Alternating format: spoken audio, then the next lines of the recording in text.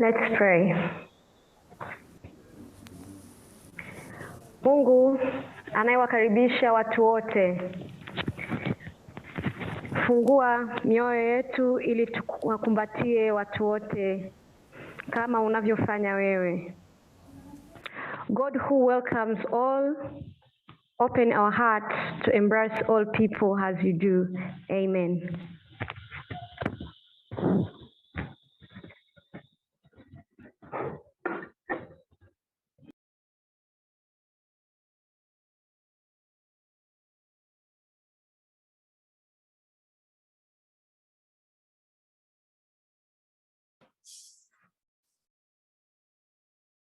Good morning, everyone, and welcome to another day of the African Diaspora Conference. This year, 2021, we're focusing on the theme From Manchester 1945 to a Pan-African Renaissance. This brings together a number of Pan-African initiatives across the world to congregate, exchange, and build a Pan-Africanism for the future. We have representatives from all over the world, from Africa, the Caribbean, Europe, Asia, and Oceania, both from civil society and political institutions. My name is Michael Cooper Ocheng, and I will be going through the proceedings today with you.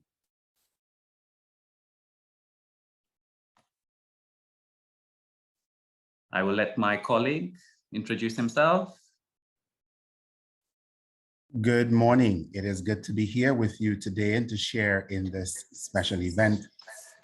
My name is Reverend Algernon Lewis. I am chairman of the Moravian Church East and West Indies Province. And together with Mr. Cooper Ocheng from Trinidad, we will be co-chairing today. I am speaking to you from the Caribbean Twin Island nation of Antigua and Barbuda. Thank you so much, Mr. Lewis. So we know that these sessions have been jam-packed, full of much insightful information and discussions. And so without further ado, I'd like to introduce our feature presentation this morning. We have Dr. Natalia Kanem, who is the Executive Director of the United Nations Population Fund, UNFPA. This is the United Nations Sexual and Reproductive Health and Rights Agency. It was appointed by the United Nations Secretary General, Antonio Guterres, in 2017. Dr. Kanem has more than 30 years of strategic leadership experience in the fields of preventive medicine, public and reproductive health, social justice, and philanthropy. She started her research career in academia with the Johns Hopkins and Columbia University Schools of Medicine and Public Health. We welcome Dr. Kanem. Excellencies, distinguished guests, esteemed elders, dear friends. It was the great Pan-Africanist Marcus Mosiah Garvey who stated that progress is the attraction that moves humanity. Today's theme, Pan-Africanism, with all and for all, has special resonance for me as a member of Africa's 6th region, the diverse and dynamic African diaspora. From the Americas to the Pacific, from Asia to Europe and beyond, we form a living testament to human resilience and to the force of will to freedom. I congratulate Reverend Frank Chikane and all the organizers. It's my honor to be with you, speaking as a woman of African descent born in Panama, and as the leader of UNFPA, the United Nations Sexual and Reproductive Health Agency, working in over 150 locations around the world to uphold the rights, choices, and dignity of women and girls and everyone. At the United Nations, this is our unwavering promise towards the year 2030. Achieve the 17 Sustainable Development Goals and leave no one behind. Making good on that promise must mean redress for centuries of racism, discrimination, and exclusion faced by people of African descent. It must mean securing self-determination and decent livelihoods for all Indigenous peoples, for our Aboriginal family to the south, for migrants and refugees and displaced people, for people living with disabilities and anyone else who is discounted, made invisible, exists at the margins. In the spirit of Pan-Africanism, the promise of Agenda 2030, and of the African Union's Agenda 2063 towards the Africa we want, will mean recognizing our immense contributions to the advancement of human achievement, our ingenuity, our resilience, and our shared interests and common values as a people. Celebrating our diverse heritage reaffirms our unity and our beautiful culture that gladdens the soul. Our culture forms our resilient outlook, and all around the world, it continually serves as an inspiration to our wonderful young geniuses of African descent.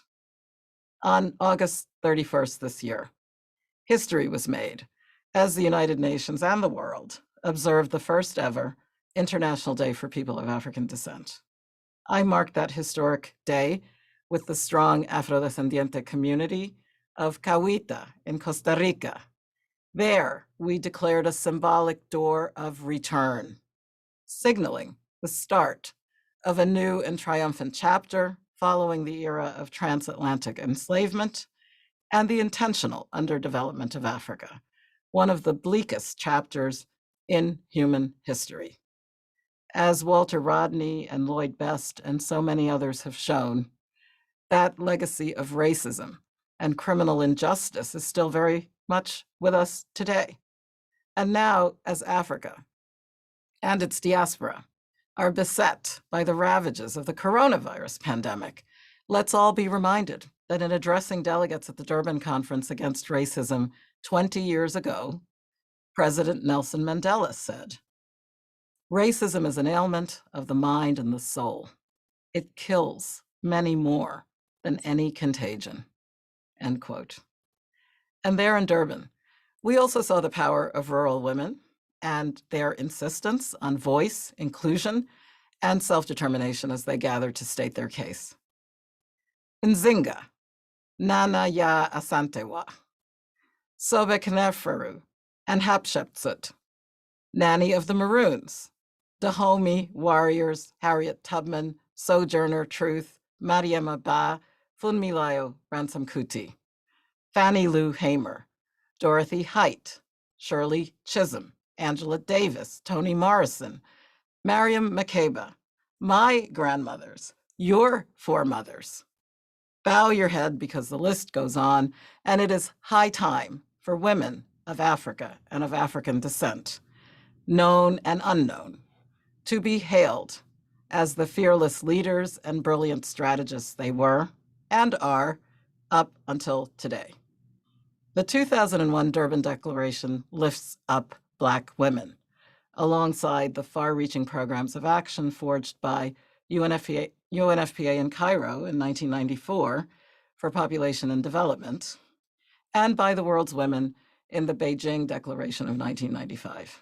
These principles of fairness and equity and leadership for women are part of our Pan-African guiding lights, our Black Star line.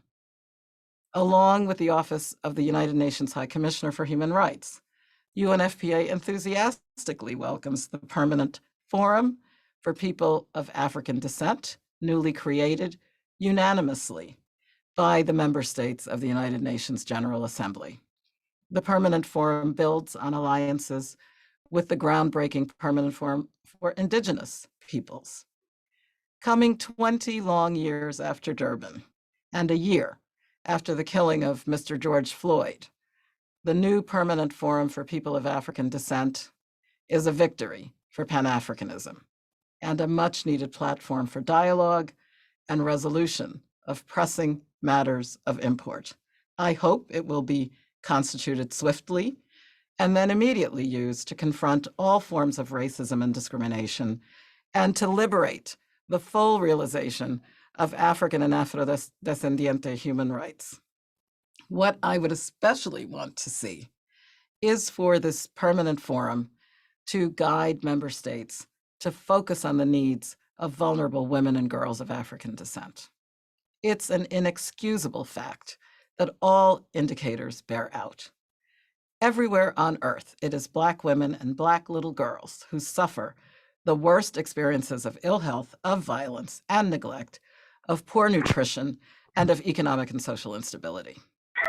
For it is women and girls of African descent who bear the weight of both racism and sexism. It is they who are too often denied reproductive justice and bodily autonomy, the right to choose what happens to their own bodies, who too often are married too young, and victimized and misled in their ignorance about intimacy and human sexuality. They are more likely to be traumatized by female genital mutilation, violence, trafficking, and exploitation, more likely to be underemployed or unemployed, regardless of level of education, and 3 to 4 times more likely to die in childbirth. The burden is too heavy. Women want men and boys to be prominent, outspoken allies in the outcry against both racism and gender-based violence, against rape and conflict, and coercion of any sort. Men must stand with women's demand for peace in their countries and villages and communities, and especially peace in their homes. Today, COVID-19 exposes the injustices for all to see. Communities of color and Indigenous peoples suffer disproportionately. Despite the valiant efforts of the World Health Organization, Africa continues to be denied fair access to COVID-19 vaccines. Well, UNFPA has a proud history of standing up for equal rights and dignity for all, and for the right of every woman to access modern contraception so she can plan her family, give birth safely, and certainly live free from violence. We address data gaps. We work with partners to build communities of practice to ensure more inclusive health systems and services that serve women and young people with the quality of care that they deserve. We know that tackling the root causes of racism is key for real and lasting change, and that must happen now, not 25 years hence. Last year, UNFPA co-launched an important study regarding Afro-descendants and the matrix of social inequality in Latin America. More and more, we will help bring this type of statistical and economic evidence to bear on decisions about funding and services for communities of African descent. Information is power. Dear friends, Marcus Mosiah Garvey also famously said, "Up, up, ye mighty race. You can accomplish what you will." During this International Decade for People of African Descent, let us use our power. Let us wield our influence as protectors of human rights and promoters of equality to amplify the voices of all oppressed Black people everywhere. My pledge is to work together with you to ensure equal access to health, in particular sexual and reproductive health services, so that every 10-year-old girl in Africa and each and every 10-year-old girl across its vibrant diaspora in all corners of the world will know that she has rights. She has power. She has a noble cultural heritage. She will look at her reflection and recognize her immense beauty. And she will feel secure in the knowledge that all of us are deployed to remove every obstacle in her path, to support her, to navigate her adolescence safely, and to complete her education so she grows up strong, she prospers, and she has a bright and healthy future. Ours is a historic and just struggle for full equality and full dignity. Ours is a movement towards peace, development, human rights, and justice for Africa and for people of African descent everywhere. A luta continua. There is no turning back. We move forward. Thank you. Muchas gracias. Merci.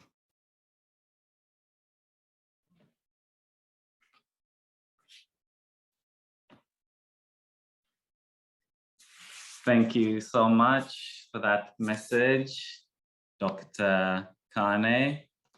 Thank you for those warm words. Thank you for that, taking us through that journey to highlight the many struggles that have brought us to this International Decade of Peoples of African Descent. Thank you for bringing a message on behalf of the United Nations Sexual and Reproductive Health and Rights Agency, and pressing all of us to focus on the needs of women and vulnerable girls who bear the brunt of racism and sexism. We must all stand up with our women for peace. Thank you once again, Dr. Kane. Reverend Lewis. Good morning again. Our next speaker, I'm afraid I do not have all the information on her, is Saharai Gomez. And this is a voice from Cuba. As we know that Cuba has been long marginalized by the international community in some regard, and yet has done very well in keeping itself going forward. And so we look forward to hearing from this next speaker. So I will introduce Saharai Gomez. I think that's what my sheet says. I think I'm seeing something else. Is that, can somebody correct me, please?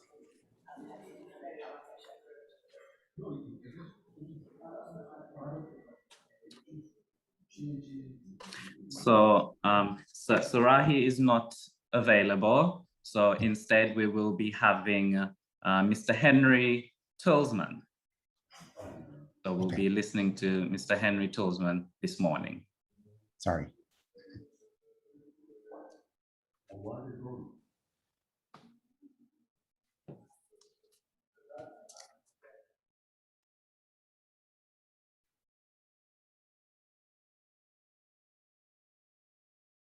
Et membres de ce grand mouvement panafricain, chers téléspectateurs, je me sens très honoré aujourd'hui de participer à ce grand événement portant sur le panafricanisme. Que ces temps d'échange soit, pour nous tous, un temps fort de renouvellement de notre solidarité en tant que fils et filles d'Afrique. Je souhaite que ce soit un temps de confirmation de notre politique de fraternisation et de notre vision du monde, tous pour un pour tous. À ce grand congrès, moi, Henri-Claude Télusma, je vous apporte la voix d'Haïti, la voix de la première République nègre du monde, la voix de la mère de la liberté, la voix de celle qui a jeté les premiers jalons aboutissant à l'abolition de l'esclavage dans le monde, la voix d'Haïti, pays qui a longé la main au monde entier, à tous ceux qui avaient soif de la justice, de la liberté et de l'indépendance. Mes chers amis, je dois vous rappeler franchement que cette voix d'Haïti n'est plus joyeuse, elle n'est plus rythmique, étant donné que la mère de la justice a soif de justice aujourd'hui, la mère de la libération d'esclaves est en quête d'indépendance. Le bastion du respect de la personne humaine souffre aujourd'hui de la traite des hommes. Oui, Haïti est prise au piège. Elle est piégée par ses amis, piégée par ses enfants et oubliée par sa mère, l'Afrique.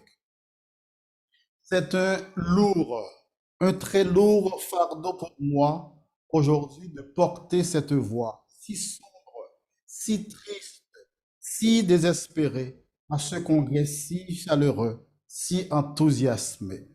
La voix d'Haïti, c'est la voix de chaque Haïtien vivant tant en Haïti qu'à l'étranger. Je me fais donc le porte-parole de Philippe, cet Haïtien qui vit en Europe depuis plus de 10 ans et que l'insécurité l'empêche de revenir au pays pour passer du temps avec sa famille. Haïti est classé aujourd'hui parmi les pays les plus dangereux de la planète. J'apporte aussi les complaintes de Jacqueline, jeune fille de 26 ans qui a été kidnappée chez elle, torturée et violée en présence de son mari. Mon message à ce congrès cette année est aussi celui de Marie, épouse de policier, dont son mari a été lynché et brûlé en pleine rue. La voix d'Haïti est aujourd'hui celle de l'Incifort, un jeune homme qui vient de perdre son père.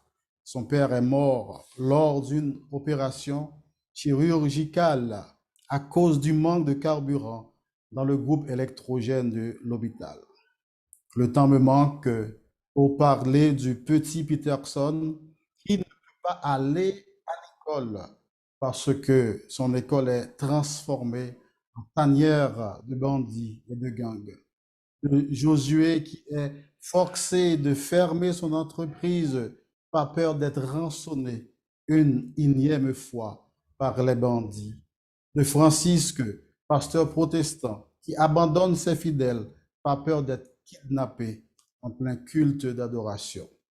Malgré ma limite par rapport au temps, je dois quand même souligner que la voix d'Haïti à ce congrès est celle de Sophie, jeune fille qui croit qu'Haïti, c'est la grande oubliée de l'histoire, oubliée malgré son rôle dans le respect de la personne humaine, oubliée malgré son rôle dans l'indépendance de beaucoup de pays à travers le monde. Elle croit qu'Haïti est oubliée malgré son rôle dans la création de l'ONU, oubliée malgré son apport dans la création de beaucoup de nations, oubliée malgré son rôle dans l'accueil de plusieurs milliers d'immigrés persécutés dans leur pays pour des positions politiques, ethniques ou religieuses. Elle pense qu'Haïti est surtout rejetée par sa mère, l'Afrique. Je profite donc de ce congrès pour demander à cette grande population panafricaine de penser à l'Afrique de l'Amérique, de penser à Haïti. Haïti ne peut pas descendre plus bas, car il n'y a pas pire que l'enfer. Les Haïtiens connaissent aujourd'hui une rareté de vie. La vie n'existe pas. L'État n'existe pas. La justice n'existe pas. On n'en peut plus. Au nom de l'esprit et de la vision du monde panafricaine, je demande aujourd'hui à ce congrès action pour Haïti de la part de Seigneur Afrique. Une action de solidarité, d'entraide et de plaidoirie. Une plaidoirie est donc exigée aujourd'hui en faveur d'Haïti. Haïti qui devrait être considéré comme un musée vivant du respect des droits et du respect de la personne humaine, est devenue championne en déshumanisation. Puisque le panafricanisme est devenu un mouvement mondial à cause de la diaspora africaine, ayant en son sein des enfants africains possédant d'autres nationalités, je réclame donc aux Africains ayant de grandes voix, de bonnes voix, d'apporter les cris des Haïtiens, lamentation des Haïtiennes à la recherche de vie, la recherche de la justice et de la liberté auprès des maîtres du monde, auprès de ceux qui ont la clé de la sécurité, de la justice. Je profite de cette tribune pour remercier et féliciter le peuple haïtien qui, malgré l'absence de l'État, malgré les terroristes, malgré les catastrophes naturelles à répétition, reste debout, la tête altière et haut les fronts. Malgré les catastrophes naturelles à répétition, comme je viens de le dire, ce peuple est resté résilient et courageux. Je souhaite qu'un jour, le peuple sera divorcé de ces faux haïtiens, de ces faux politiciens, de ces faux fils, de ces faux patriotes et de ces faux amis. Le temps que lors du prochain congrès panafricain à partir de l'action commune et unifiée panafricaniste, la voix haïtienne sera plus brillante, plus joyeuse. Vive Haïti, vive le panafricanisme. Merci.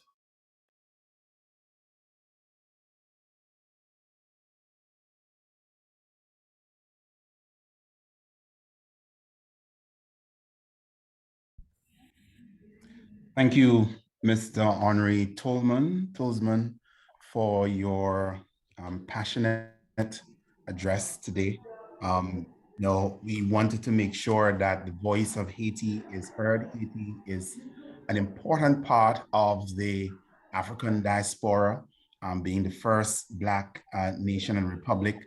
And it is good to have the voice of Haiti. We need more of the voice of Haiti so that the plight of our Haitian brothers and sisters can be brought to the fore and meaningful help can be offered to Haiti. We heard Mr.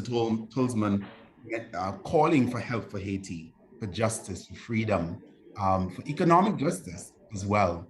As a Caribbean national, sometimes I hang my head because I think of the struggles of Haiti, particularly having to deal with a lot of natural disasters. When it's not an earthquake, it's a hurricane. It seems every hurricane season that there is something else that they're dealing with. And when you stand outside, you say, why they can't be better? And then you say, they are coming from a place of great oppression from the colonial days and having to overcome all of that. And so they need the diaspora to rally around to offer meaningful assistance. We thank Mr. Tolzman for bringing to the fore the struggles of Haiti and want to affirm that Haiti is not forgotten and that we are standing with Haitians. We see the resilience of Haiti and Haitians, and we stand with you at this particular time. Coming out of this Pan-African conference, we are hoping that there could be more initiatives that will reach and embrace our Haitian brothers and sisters and make for meaningful change in that Caribbean territory. So thank you again, Mr. Tolzman, for sharing.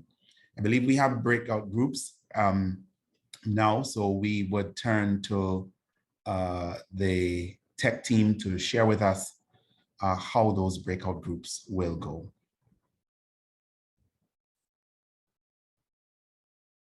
Someone is asking for the contact for Mr. Tolzman, and I believe that we may be able to help with that at some point.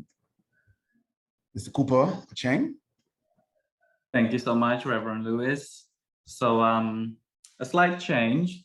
The youth imagining a Pan-African future for all will not be in a breakout room. This will be part of the plenary proceedings this morning.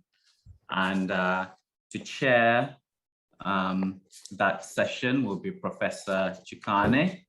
Now it is 8:35. We are in good time. So I wonder if it is time for us to have a little break.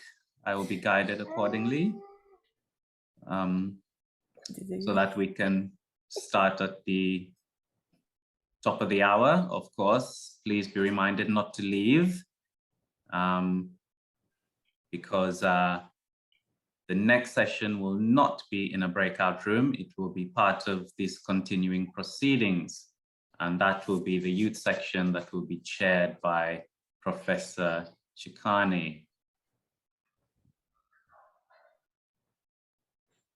Yeah, facilitator, we will break. I think the technical team should help us. We'll break, but they should put in the link to which we will be going to. So all of us, just change of room in terms of link, but all of us will be in that group, which is plenary in our language, but another room in terms of the technical team. So if they can give us a link so that we know where we are going. If you are lost, you just go to the auditorium, and in that auditorium, you'll find the link for getting to the youth group.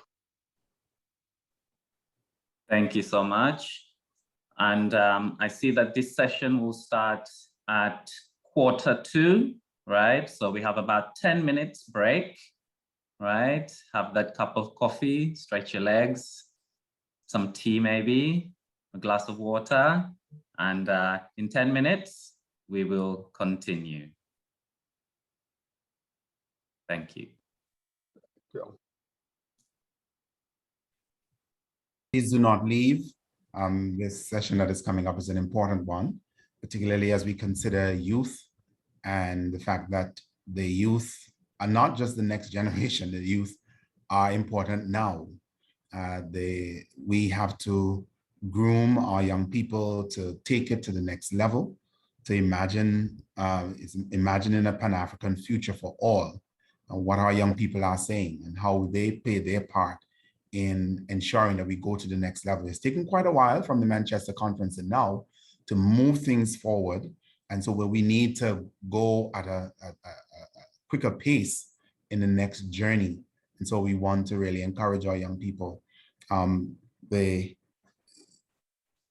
Dr. Cannon's speech earlier really was a challenging one in terms of how we work with women and helping to bring reproductive health and personhood, and how we help to dignify persons in the era.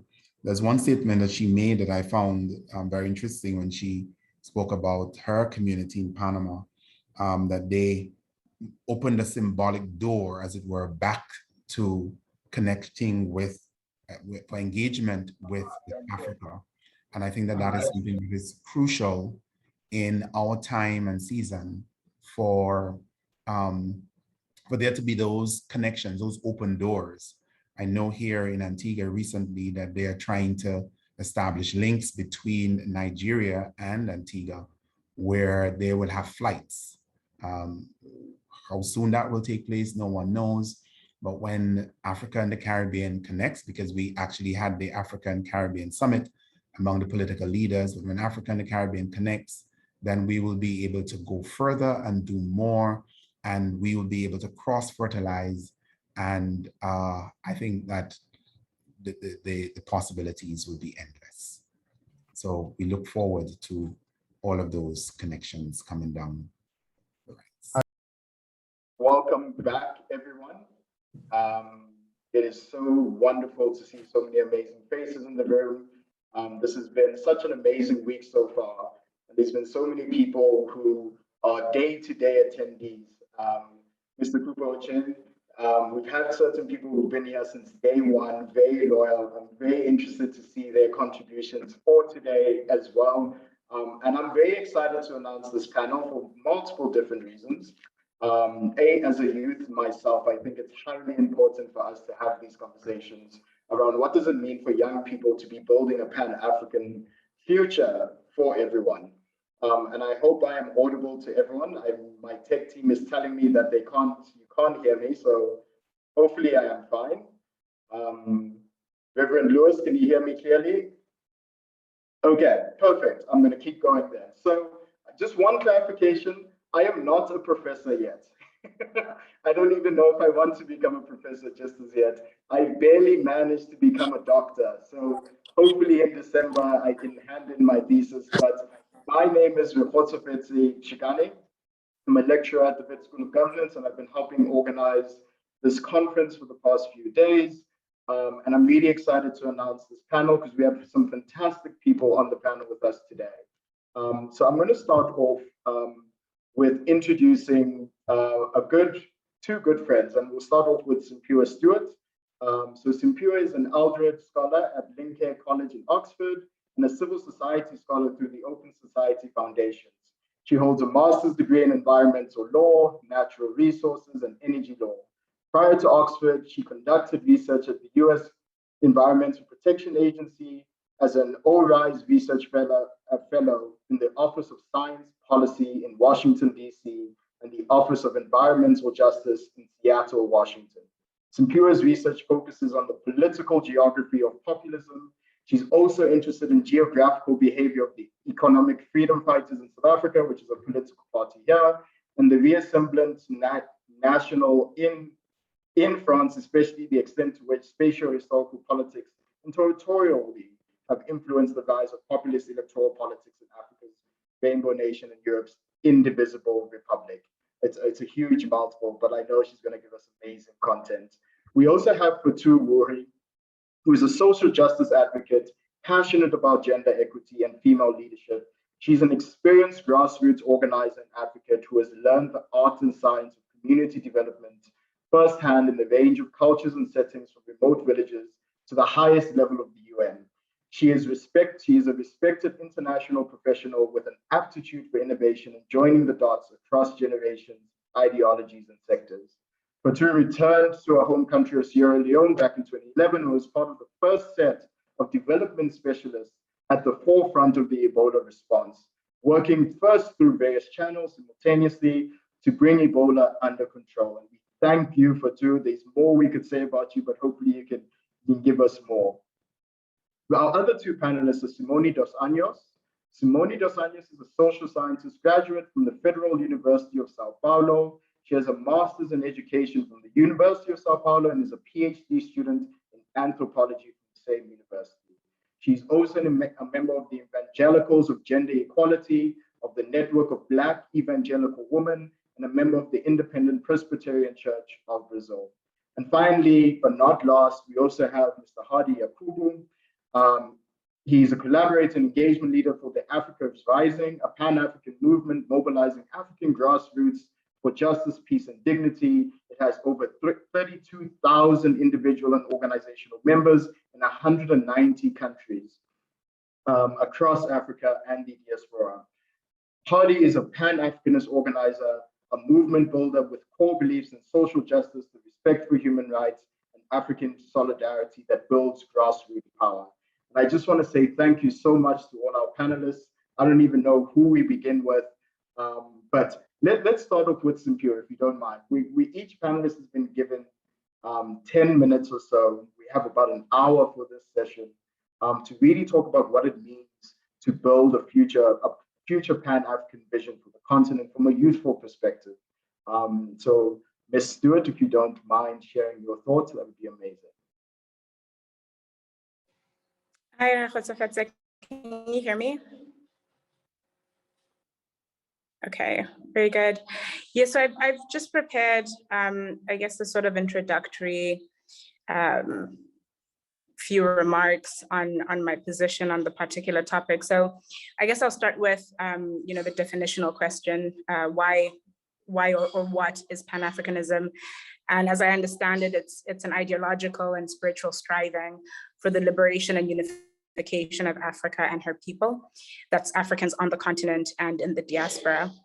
However, I also see it as a primarily intellectual movement or an intellectual protest, and that's the key in interrogating the place of Pan-Africanism in the future.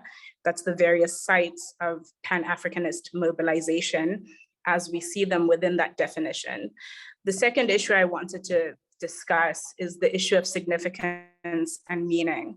So why the 5th Pan-Africanist Congress? That's the Congress of 1945, which is frequently cited as a major event in the 20th century.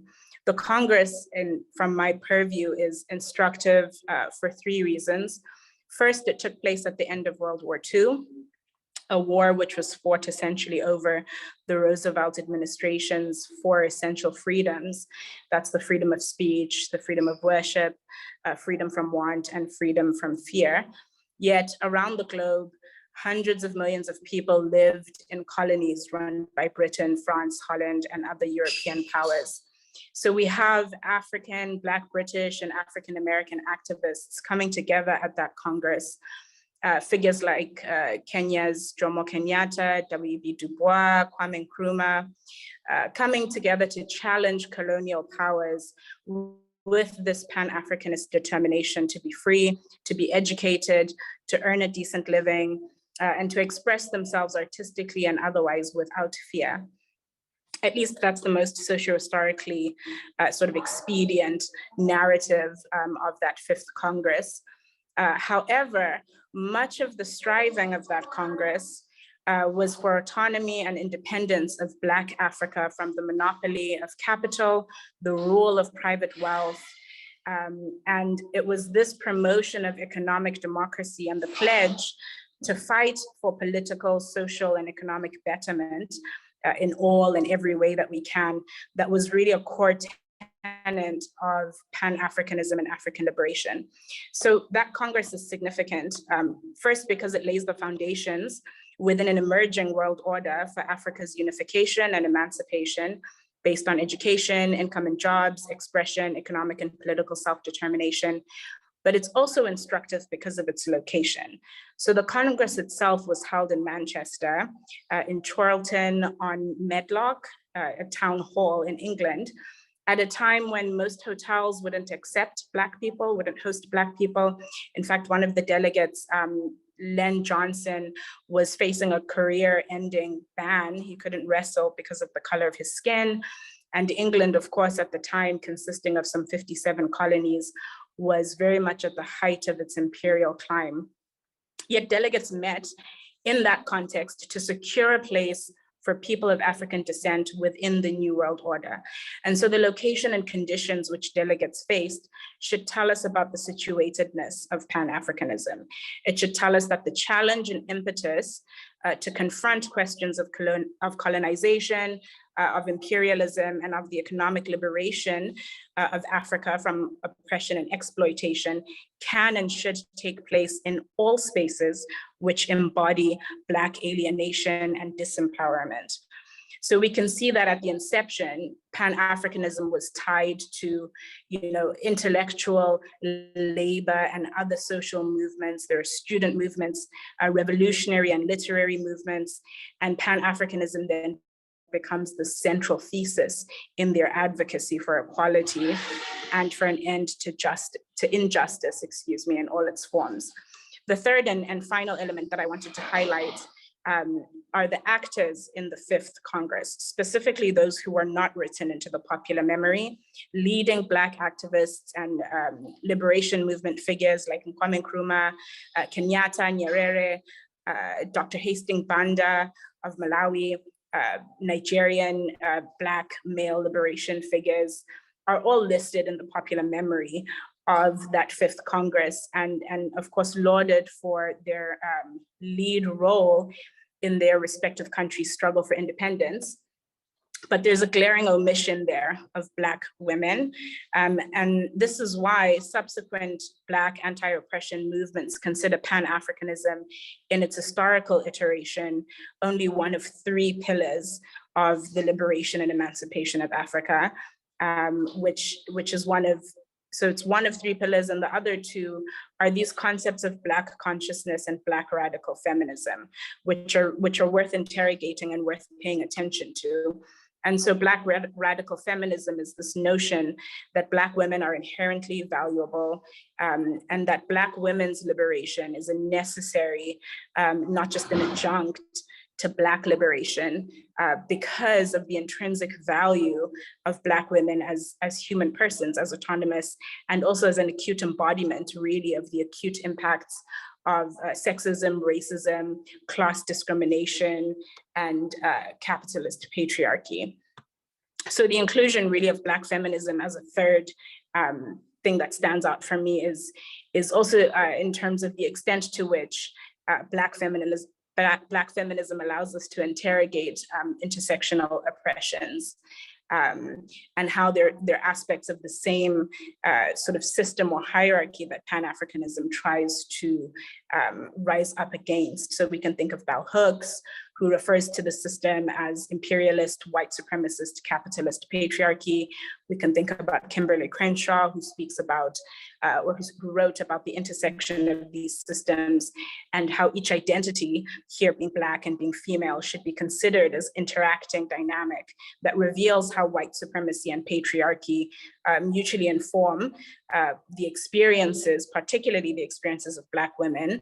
And so these three issues of definition, of context, and inclusion, I think should be central in how we view Pan-Africanist striving now and in the future, so that intellectual and ideological contestation is a necessary endeavor in the advancement of Africa and her people, and that there's a necessity for the political economy, these questions of government, of policy and finance in the liberation of Africa and her people. The second, that there's no correct place within which these ideas should be debated or advanced.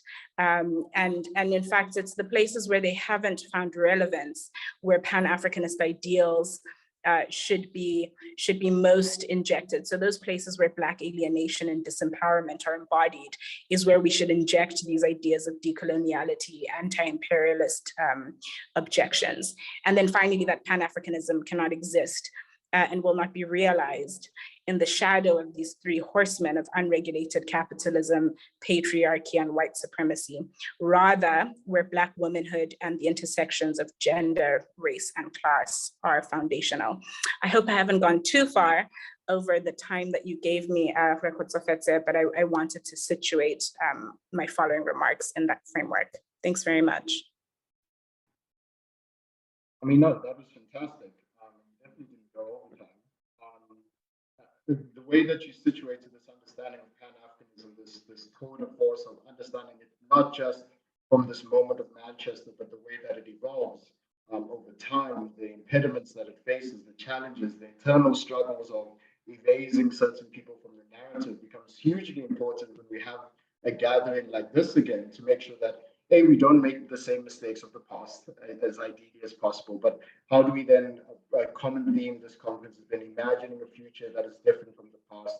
And I think avoiding those pitfalls becomes really interesting, and knowing the particular lanes that we should take becomes even more interesting for us as we discuss how do we chart our path our path in the future. And I do want to go on to Hardy Yakubu, as someone who works on the ground in particular with Africa Rising. It'd be fantastic to hear your contributions. And I think it would create an interesting juxtaposition of sorts, not in a bad way, but something that pushes us forward and brings the discourse together. Mr. Yakubu, if you don't mind.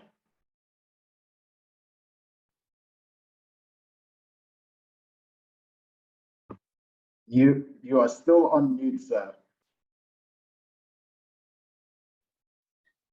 Thank you very much, Prof.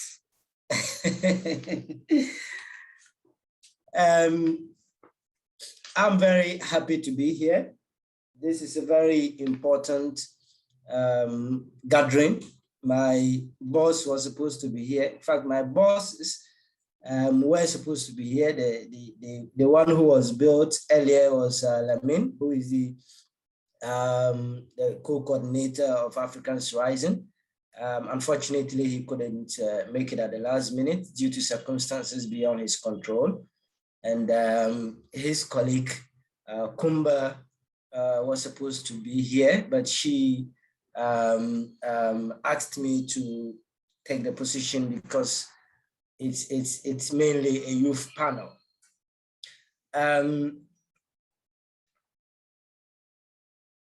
And I must say that Kumba is here with us. I want to acknowledge her, her presence.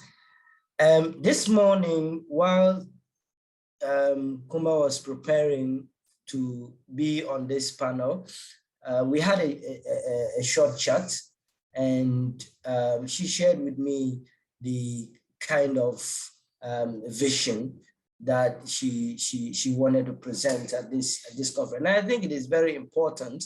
One of the things that has usually been missing in all the conversations that we've had is how to expand the modes of resistance that have been put forward by our forefathers and foremothers, who we take inspiration from in continuing the vision that for liberated and united Africa. I must mention that we at Africans Rising take these conversations very seriously. We just finished our All African Citizens Convening, which brought together almost 1,000 participants from all over the world, in Africa and African diaspora, to deliberate on some of these issues. But Kuma was mentioning something about how we can expand, so for instance, we do not have only a few voices, talking to ourselves and talking to the converted all the time about how to make sure that we resist the tendencies of people whose interest is only in accumulating the resources of the world to the detriment of others, or in making sure that they live in no-cost luxury, whilst the rest of us, remain in abject poverty. So the work that we've been doing in Africa's Rising, for instance, relates to, engaging with people on the ground and making sure that things about the economic struggles, the social justice, human rights, peace and dignity of people are upheld at the grassroots level, such that when some of these things come up, it doesn't have to be somebody at the top who would have to talk for everybody. People from the local levels and at the grassroots level would be able to raise their voices and organize themselves in such a way that their voices cannot be ignored, because it is oftentimes when these people are not involved in the conversations that we lose the great insight that happens at the grassroots level.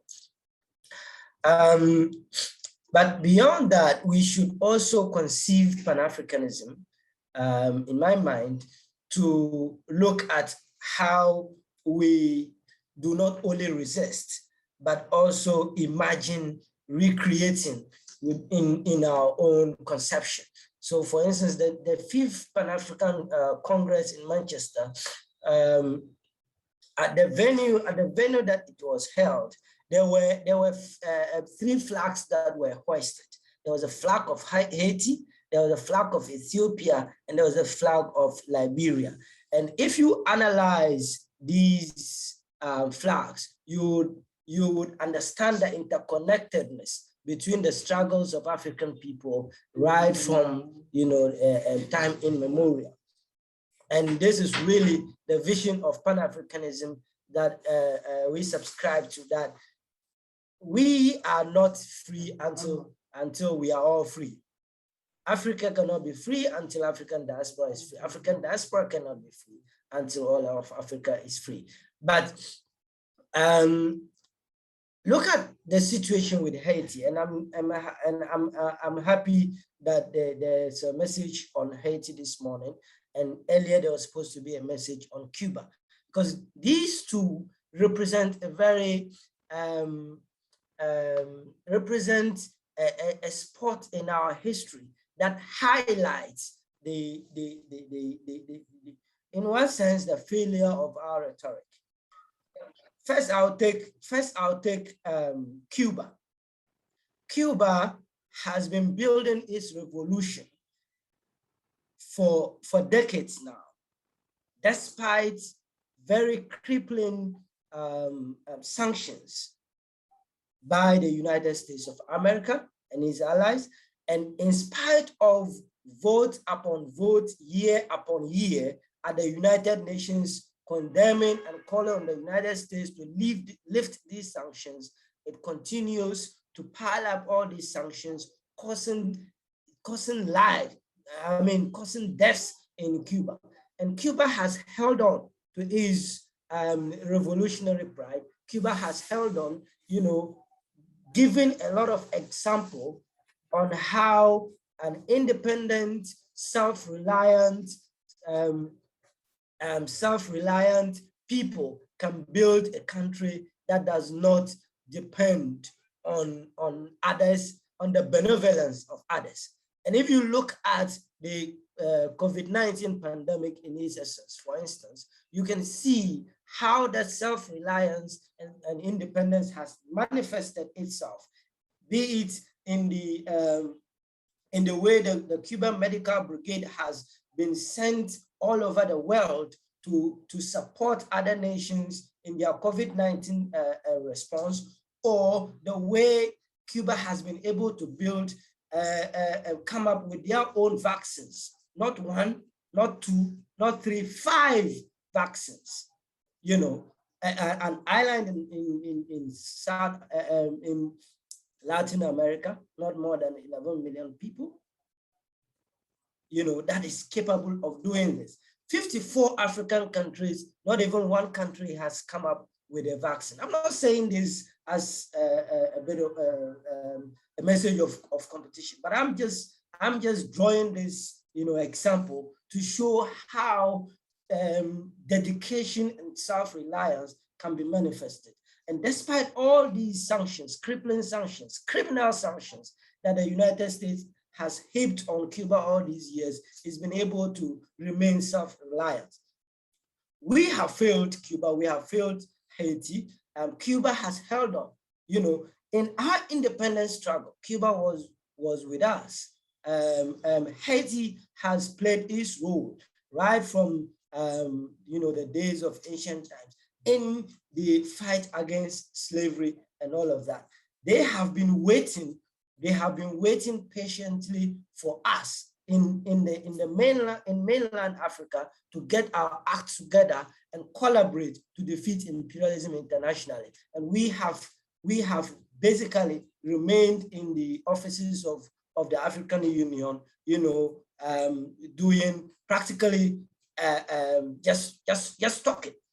We need to go beyond all of this and imagine a Pan-Africanism that, you know, brings self-reliance to the fore and make sure that we strategize on the unification and liberation of the African continent, because that is where the power to withstand the shocks of the times and to make sure that the rich resources in our land are used to benefit the people rather than rich multinational companies. That is where that power is going to come from. And we cannot afford to ignore this historic moment. Thank you very much. Thank you so much, Mr. Yakubu. I mean, you made so many interesting and valid points. I mean, this idea of self-reliance becomes deeply important. Earlier on in the conference, it was talked about how Cuba, in a time of crisis for the African continent, went off and came to the continent to say, how can we assist? What fights can we fight on your behalf? And your comments about how we need to do the same become quite prevalent around when we imagine what it actually takes to create a Pan-African future that is connected for the next generation. Thank you so much for that. I'm going to go next to Ms. Dos Anjos, who will also give us her remarks. If you're with us and you take that sip of coffee and you're ready for the presentation, you can go next. Thank you so much.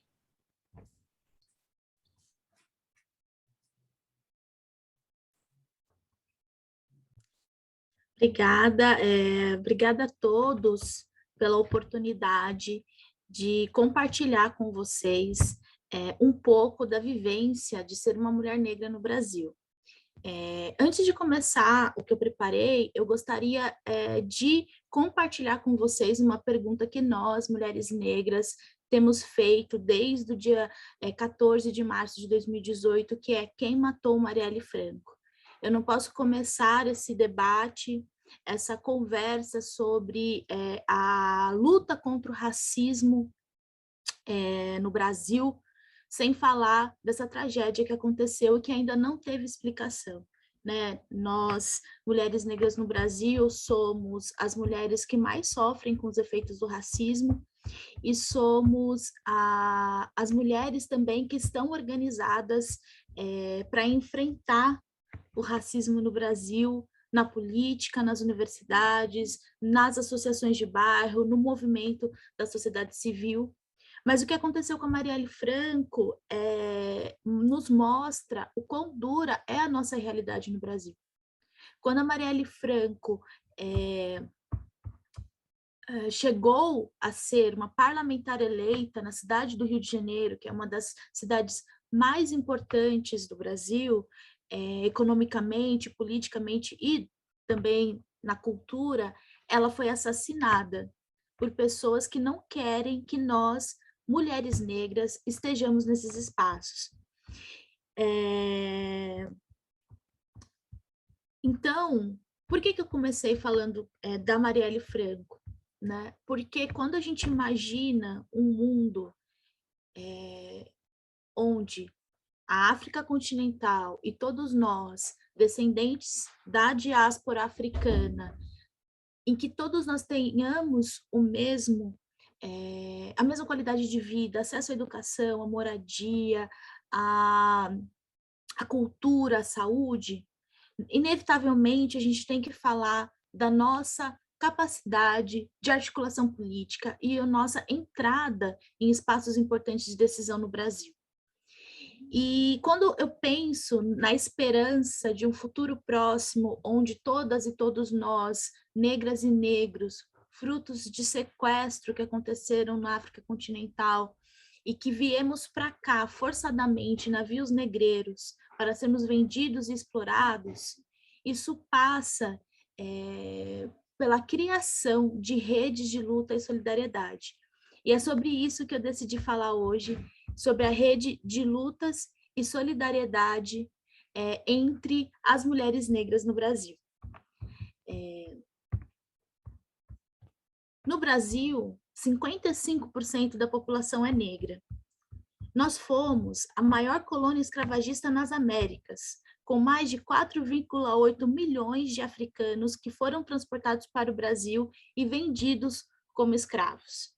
Ao longo de mais de 3 séculos,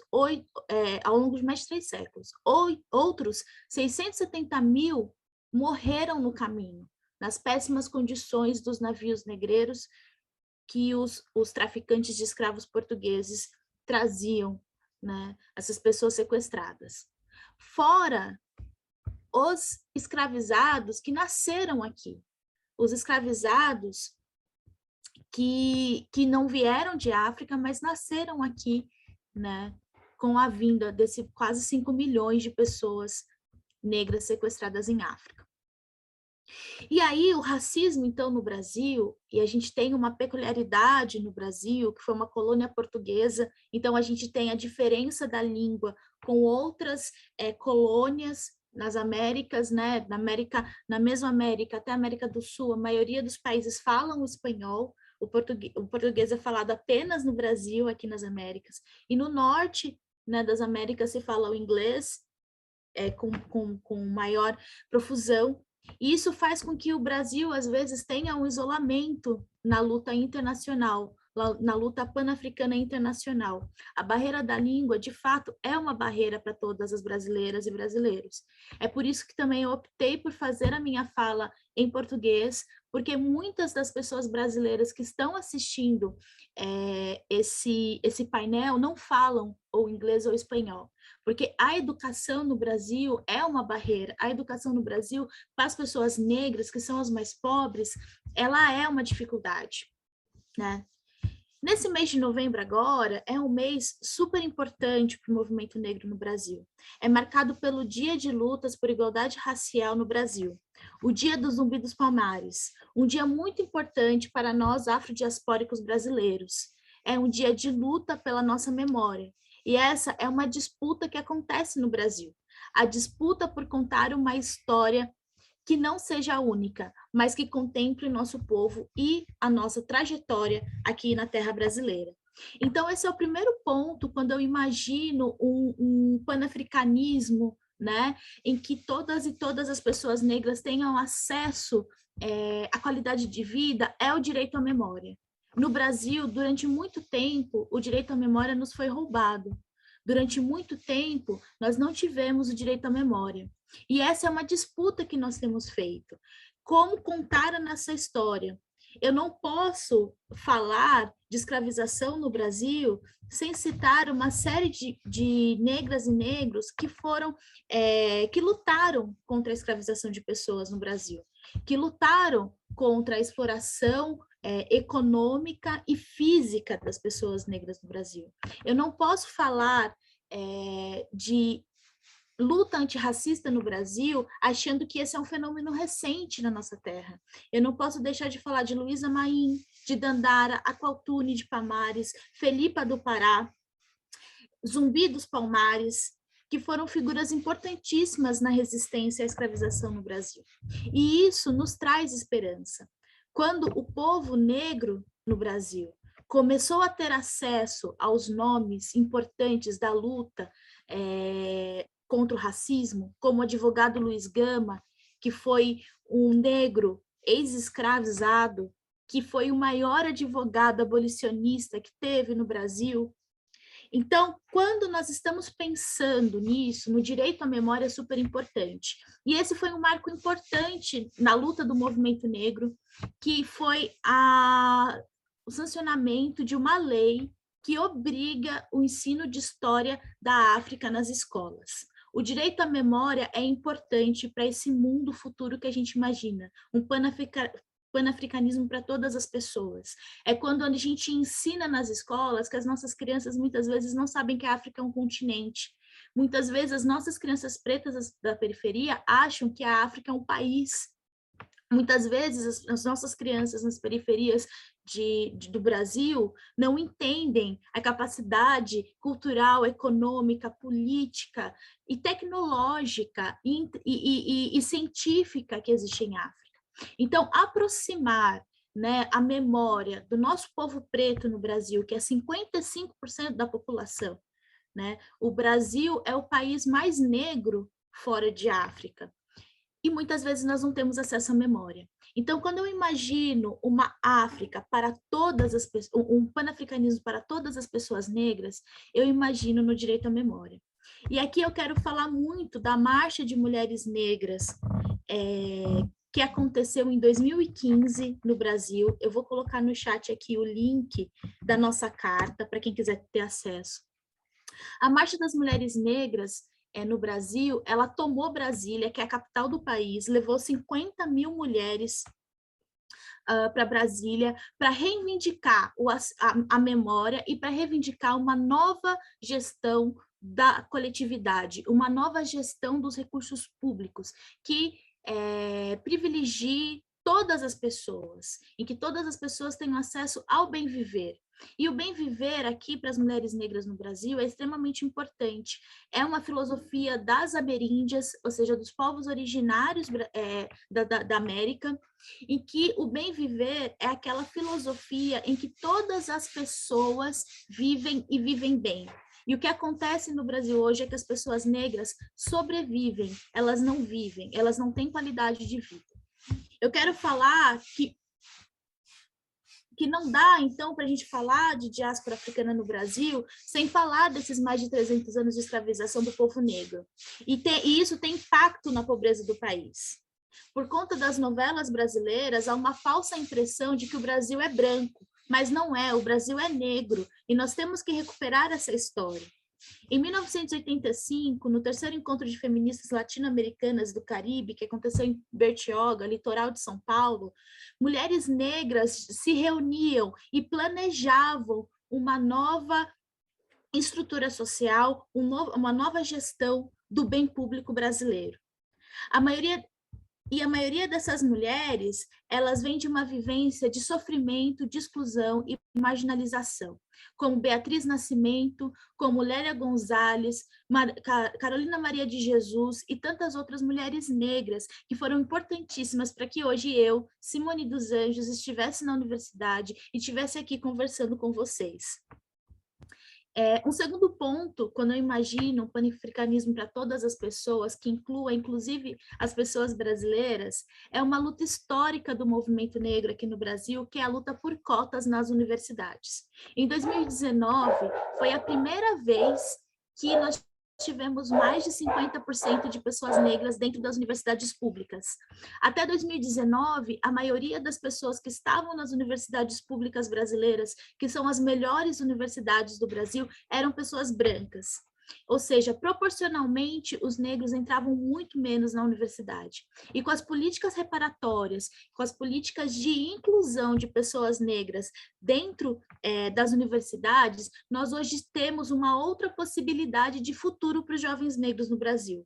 Um futuro, vou falar mais devagar, um futuro onde as pessoas negras possam, de fato, terem acesso à educação, à saúde, à cultura e a uma vida digna. Para concluir a minha fala, após essas políticas reparatórias que fizeram com que muitos jovens entrassem nas universidades, queria dizer que não é uma luta fácil e não são mudanças estruturais fáceis. No Brasil, está em curso o genocídio da população negra. O que é o genocídio da população negra? Hoje, a cada 23 minutos, um jovem negro é assassinado pela polícia no Brasil. E isso faz parte de um esforço para que as pessoas negras não alcancem espaços de decisão e de poder no Brasil. E já concluindo a minha fala, eu quero dizer que a pandemia nos mostrou que nós temos um longo caminho a percorrer. As pessoas que mais morreram por Covid no Brasil foram as pessoas negras e principalmente as mulheres negras, que têm os trabalhos mais precários. E o movimento de mulheres negras no Brasil acredita que temos um projeto político para o Brasil, um projeto que preze pelo bem viver, é um projeto que sustenta na vida boa para todas as pessoas, com a distribuição de renda, moradia, educação, saúde e cultura e o combate aos efeitos do capitalismo. É necessário uma outra economia para que os jovens negros da periferia do mundo, de fato, possam viver com qualidade. Obrigada.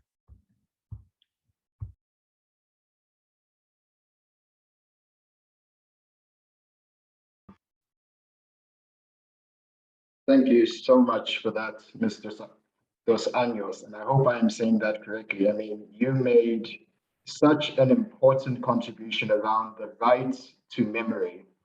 And I think it's deeply important because often if we don't remember, where we came from, where we are presently, it's impossible to imagine where we can go in the future without having someone else telling us how we should go about it. And then I just want to thank you about that. And I am going to ask you a question later, but I'm going to hold myself back so that we can go to Ms. Fatu Ruri, who also will give us her contributions. And then we'll have a nice question and answer session with all the panelists and get some questions from the crowd as well.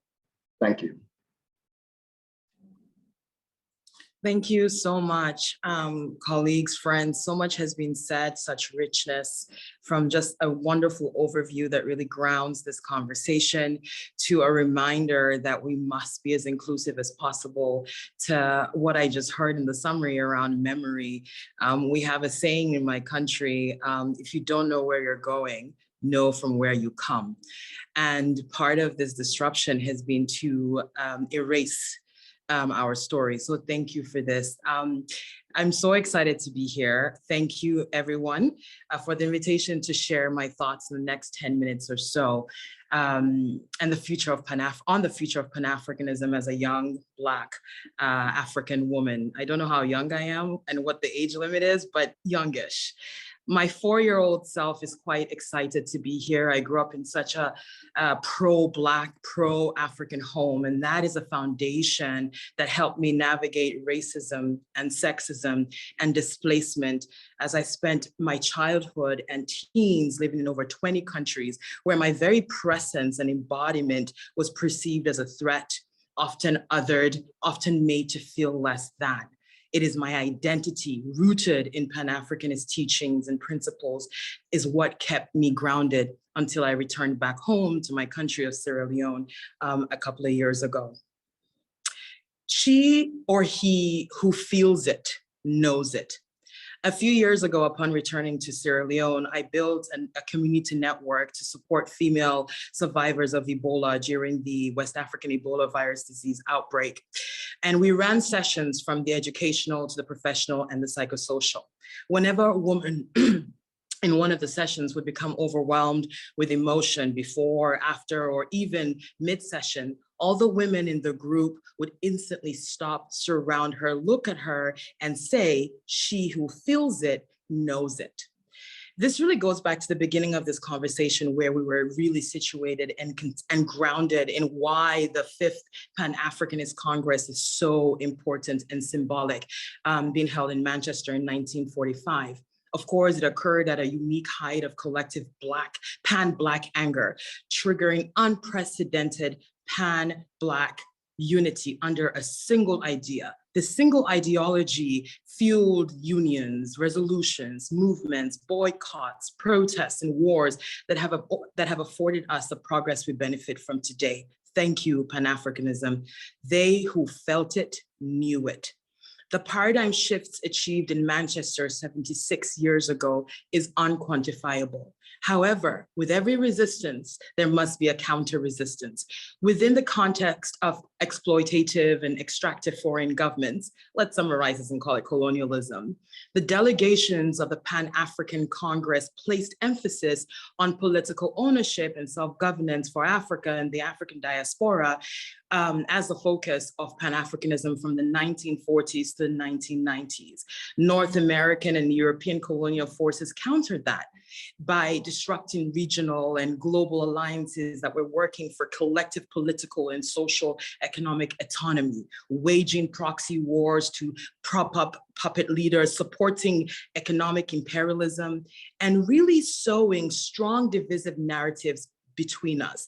And an example I have is being a teenager in the 90s, going to high school in the US, and having African Americans refer to me as the African booty scratcher. Thank God it is now cool to be African again. Each one of these counter movements have become a self-fulfilling prophecy, and we see it today.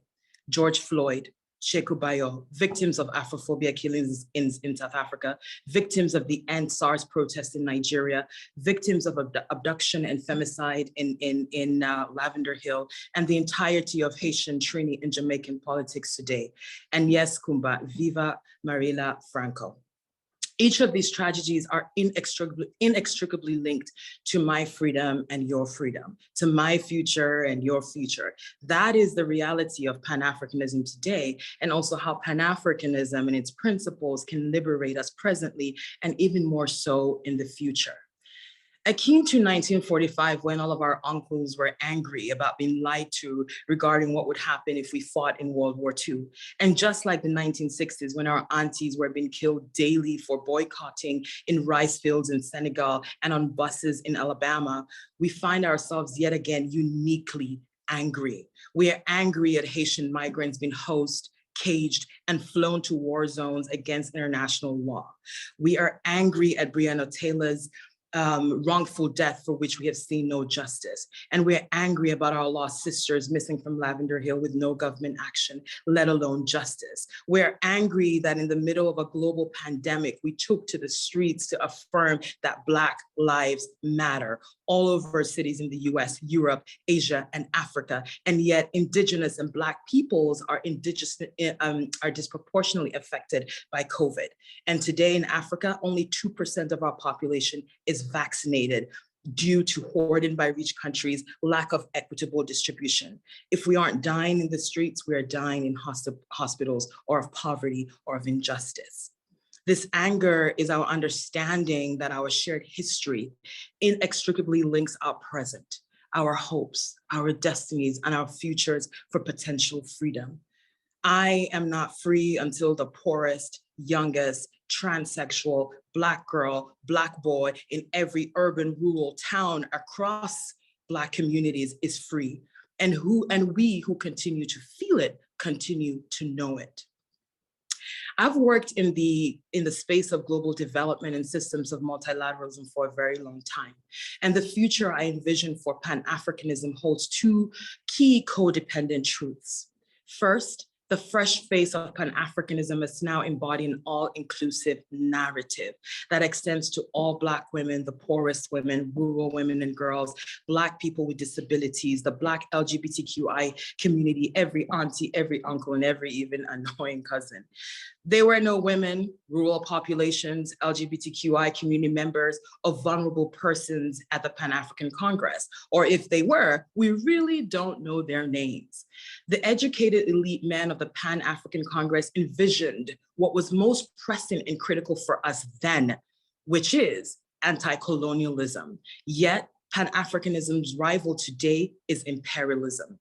It benefits our African leaders. Today's Pan-Africanism and tomorrow's Pan-Africanism must elect, support, and keep in power leaders from all Black demographics, especially the most disfranchised members of our communities, redistributing power from a select few to one that is accessible to all. This can most effectively be done through pan-Black coalitions that reallocate, reimagine, and redefine political decision-making from one of economic dependency on the global North to one of collective self-reliance and accountability.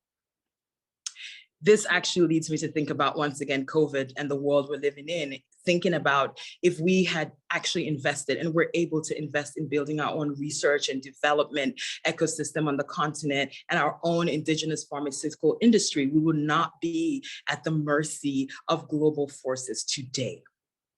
My second key point here is economics. We must become economically liberated. The 21st century is characterized by a lack of Pan-African and African diaspora trade and economic codependency, Pan-African financial glass ceilings, the weak Black and Pan-African ownership of our own economic and financial independence. For example, Nigeria's biggest Afrobeat stars are leaving local record labels that they've helped build from the ground up to now sign up with Warner Music and UGM, trading ownership and generational wealth for Western listeners for many, many reasons. I cannot simplify it to just, how do we counter this? In an increasingly globalizing capitalist market, Pan-African and African diasporic political autonomy in trade will be crucial to lift us out of debt, rural poverty, and the aid complex crisis. Not only is the African Continental Free Trade Agreement one of the most significant steps towards a Pan-African future, it is also the very basis for the sort of pan-Black and even further Black Atlantic trade that we need to foster. Building off this movement, Afri-Exim Bank and the government of Barbados signed a milestone memorandum of understanding to expand trade and investment between Africa and the Caribbean country earlier this month. Both the bank and the Prime Minister of Barbados have stressed the region's shared history as part of their impetus for the MOU, with the goals to harness the power of trade to create new jobs, scale up new industries, and reap the benefits of a rich exchange in goods, services, and cultures between Africa and Barbados. I shared this example to drive home the point that when Black people trade and invest in Black people, the results include economic wealth and benefits that resonate and reach the most hard-to-reach areas in job creation and in economic empowerment, which often coincides with political empowerment and decision-making. Pan-Black economic trade and support driven by the ideals of Pan-Africanism reaching every shape and size, creed, color, and contour of the Black race is the future of Pan-Africanism. So we must remember that today we have to address systemic, psychological, religious, cultural, and structural oppression that perpetuates exclusion, poverty, and regressive policies that further expose our people to violence in every corner and facet of their lives.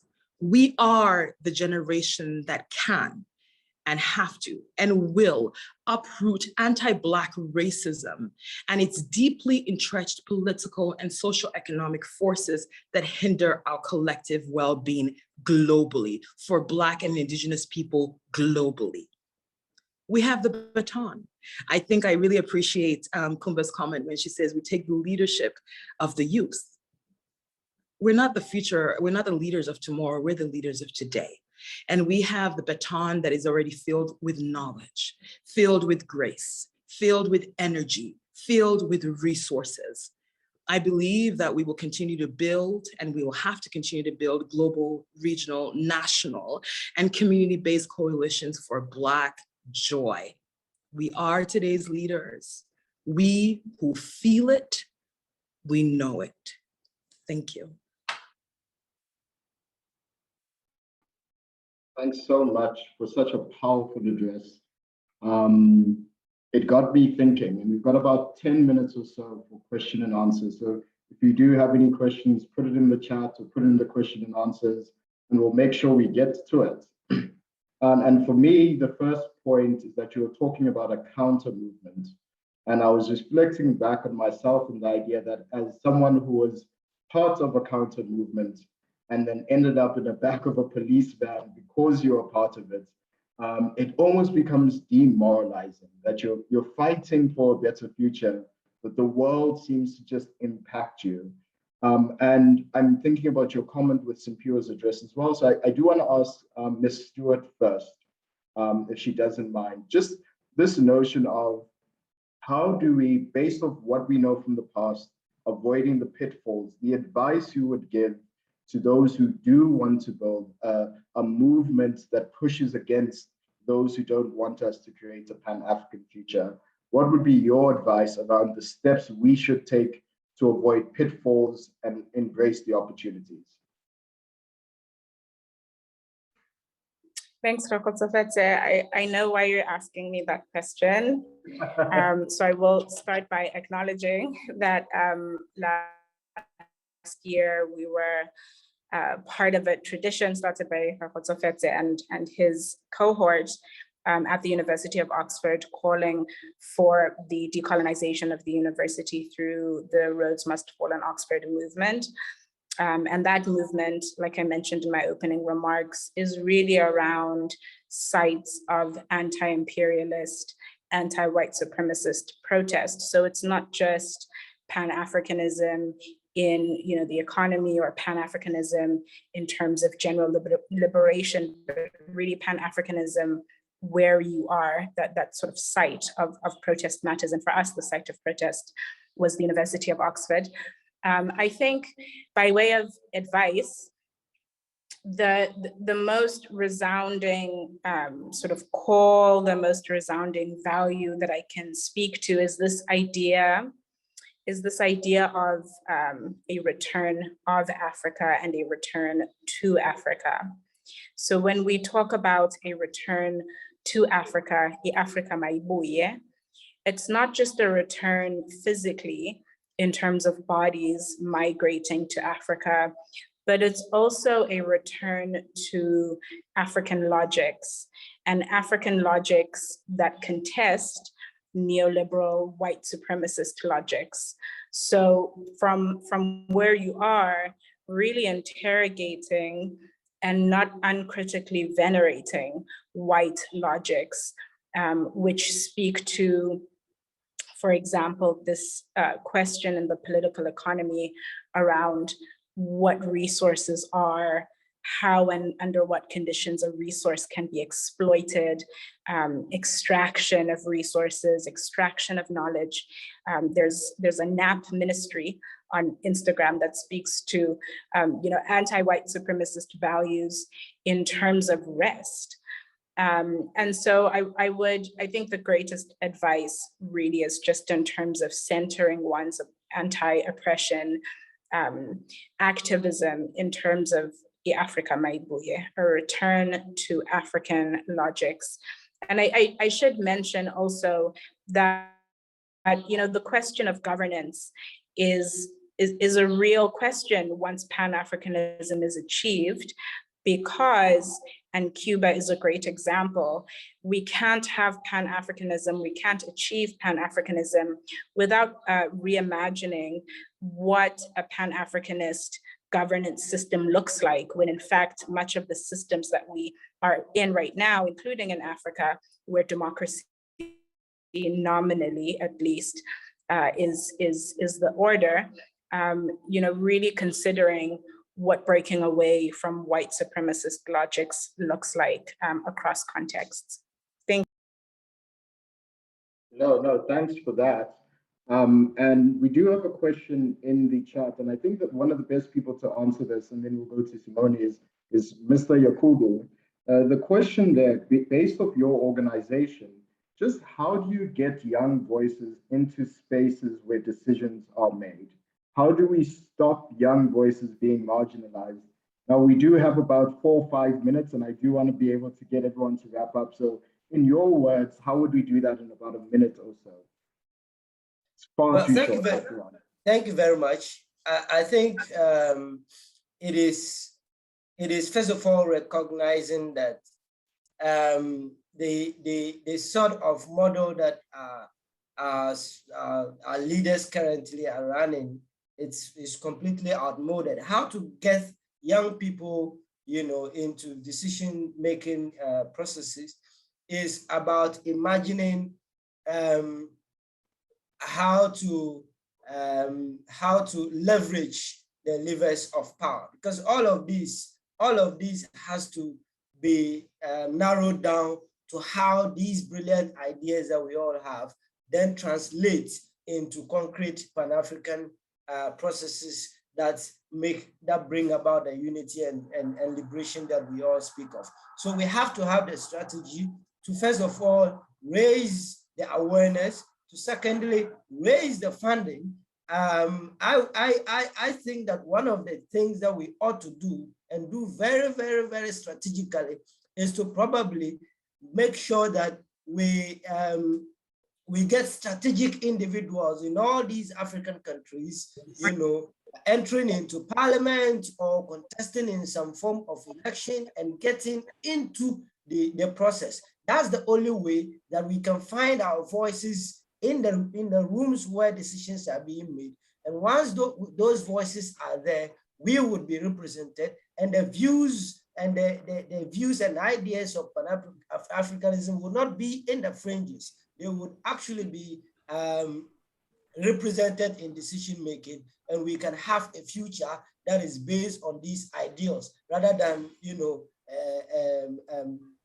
basically talking about ourselves. No, thanks for that so much. I mean, it's hugely important. And I know myself that there's different ways of getting into Parliament, but sometimes those spaces aren't the places where real decisions are made. And sometimes you need to create them yourself. Now we have a couple more minutes left, and I'm going to cheat. And I'm going to ask a question, but also ask the last two panelists to give their final concluding thoughts.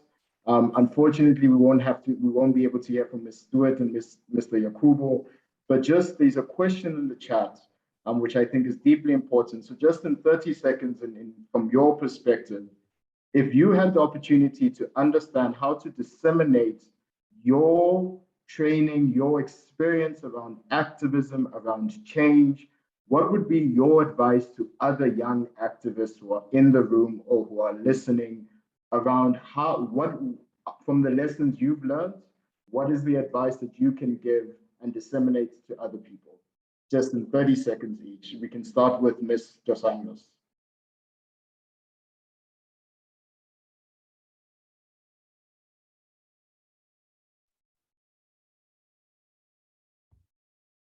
Bom, eu posso começar. Eu sempre falo, volte para suas bases. Por que volte para suas bases? Muito parecido com a minha trajetória, nós, jovens líderes negros, que furamos as barreiras do racismo, alcançamos as universidades, alcançamos espaços de poder, muitas vezes acabamos sendo empurrados para fora de onde nós viemos.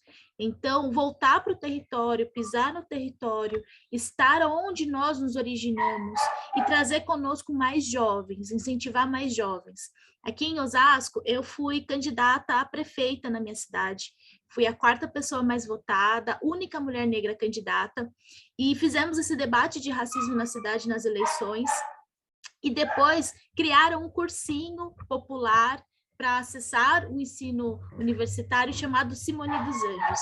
Isso, para mim, foi a prova de que voltar para o território vale a pena. Disputar espaços de decisão no seu território, de onde você saiu, vale a pena.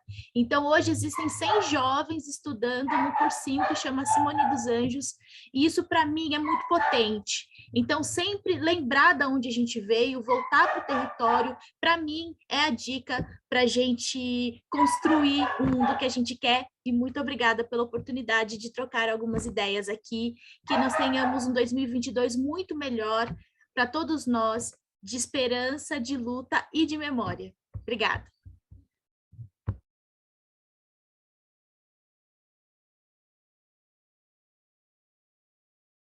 I would want the 2022 filled with token memories as well. Ms. Buri, if you don't mind going next in 30 seconds. Can I do 30 seconds? Look, every time I get asked this question, I don't even know how to, it's a lot, but I'll distill it to what has been important for me. And looking back when I was in my 20s and I started protesting, I started my own, finding my own voice on the streets. That's how I started.